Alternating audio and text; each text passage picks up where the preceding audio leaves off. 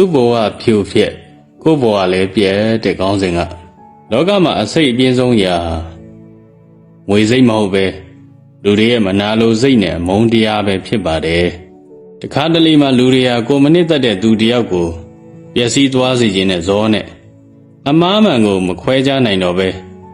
နီလန်းမျိုးစုံသုံးပြီးတိုက်ခိုက်တတ်ကြပါတယ်တပားသူရဲ့ဘဝကိုဖျက်ဆီးဖို့ကြိုးစားတဲ့အခါပထမဆုံးလောင်မြတ်ရတာဟာမိမိရဲ့စိတ်နှလုံးပဲဖြစ်ပါတယ်သူတစ်ပါးအိမ်မပြောင်းလုံးနေရင်ကိုယ်တိုင်လည်းအိမ်မပြောင်းနိုင်တော့သလို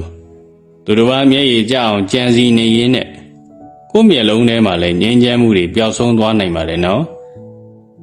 လောကမှာကိုယ်လုံးရင်ကိုယ်ခံရမယ်ဆိုတဲ့ကံကံရဲ့အကျိုးဆိုတာရှိပြီးသားပါ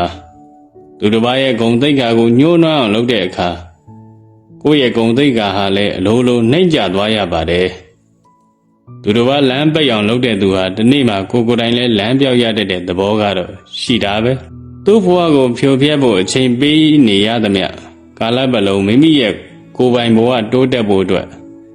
အချိန်တွေစွမ်းအင်တွေဟာအချီးနှီးဖြစ်ကုန်ပါတယ်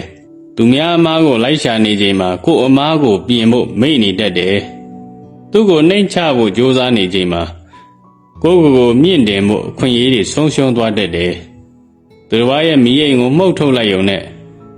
ကိုယ့်ရဲ့လမ်းဟာလင်းထိန်မလာဘူးတကယ်တော့လူဘဝဆိုတာခဏတာပါပဲသူတစ်ပါးရဲ့ဘဝကိုဖျက်ဆီးရင်ကိုယ့်ဘဝကိုအမှောင်ချမယ်အစား